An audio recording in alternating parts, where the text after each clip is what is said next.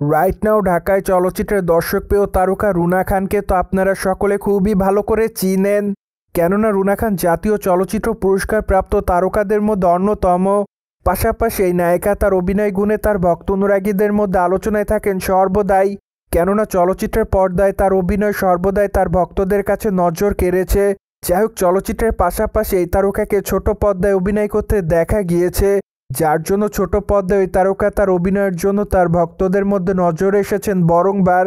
অন্যদিকে এই তারকাকে আপাতত সামাজিক যোগাযোগ মাধ্যমে প্রতিনিয়ত অ্যাক্টিভ দেখা যায়, কেননা ঢাকা ইন্ডাস্ট্রির এই তারকা সেখানে তার এভরিডের আপডেট তার ভক্তদেরকে উদ্দেশ্য করে আপলোড করেন। যাই হোক, মাঝে মাঝে লাইমলাইটে থাকেন এই তারকা খোলামেলা পোশাকে ধরা দেওয়ার জন্য।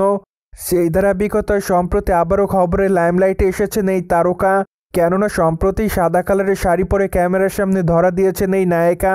তাছাড়া খোলামেলা চুলে হালকা মেকআপে তাকে দেখতে বেশ সুন্দরী দেখাচ্ছে, তাই তো অবশ্য তার রূপের প্রতি নতুন করে কাবু হচ্ছে তার ভক্তরা, যার প্রেক্ষাপটে অনেকে তার প্রকাশ করা ছবির কমেন্ট বক্সে মাই লাভ বলে দাবি করেন। পাশাপাশি অনেকে আবার অ্যামেজিং লিখেছে, তাছাড়া অনেকে আবার তাকে অসাম বলে দাবি করেন, মোরওভার অনেকে আবার তাকে পরি বলে দাবি করেছেন। যাই হোক, সবকিছু মিলে আপাতত এই নায়িকা তার ভক্ত অনুরাগীদের মধ্যে এভাবে আলোচনাতে এসেছেন। বাই দ্য ওয়ে, রুনা খানের হাতে আপাতত একাধিক প্রজেক্টের কাজ আছে বলে জানা যায়, তাই তো এই তারকাকে আগামী দিন ওটিটির পর্দায় অভিনয় করতে দেখবে তার দর্শকরা।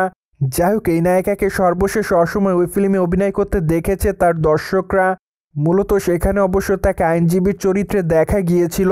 তাছাড়া সেখানে তার অভিনয় তার ভক্ত অনুরাগীদের কাছে নজর কেড়েছিল, যার জন্য এই তারকা তার অভিনয়ের জন্য তার ভক্ত অনুরাগীদের মধ্যে নজরে ছিলেন।